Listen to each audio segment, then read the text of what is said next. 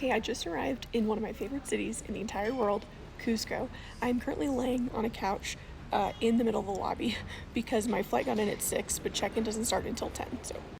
But I was having a really interesting conversation in mostly Spanish, Spanglish, with Fernando, my driver, and I told him I was a history teacher, and we just started talking all about history. And we were talking about something, and then it just made me think of something that I feel like I haven't made a video about, which is that when we think about the conquest, the European conquest of the great American empires, the Aztec and the Inca especially, we always learn about guns, germs, and steel as the three main reasons why the Spanish were able to win. And it somehow just implies this like inherent superiority and that there was just like no chance it was going to go any other way.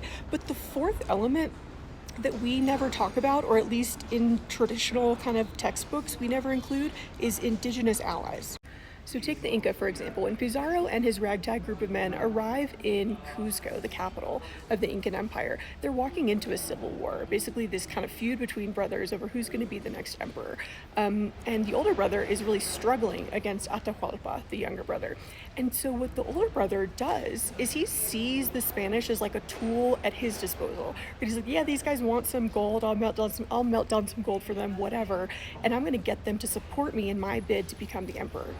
Now, in hindsight, it's like watching a horror movie, right? And being like, don't go in the basement, don't do it. But at the time, it's a perfectly logical response by this wannabe emperor, right? Because he doesn't know the waves and waves of like power and the might of the Spanish Empire that is behind this group of conquistadors. He just sees a small group that have these cool weapons that he can use to maybe gain power. Something similar happens with the Aztecs, right? To make a really long story short, basically, the Aztecs had conquered a lot of other indigenous groups and forced them to pay tribute in the form of food and cloth and also human sacrifice. And so when Cortez and his men show up, they just find a lot of indigenous people who are like, hell yeah, I want to take those guys down. Does it negate the guns, germs, and steel argument? No, I still think germs is number one. Disease is the number one factor when we're talking about the conquest of the indigenous Americans.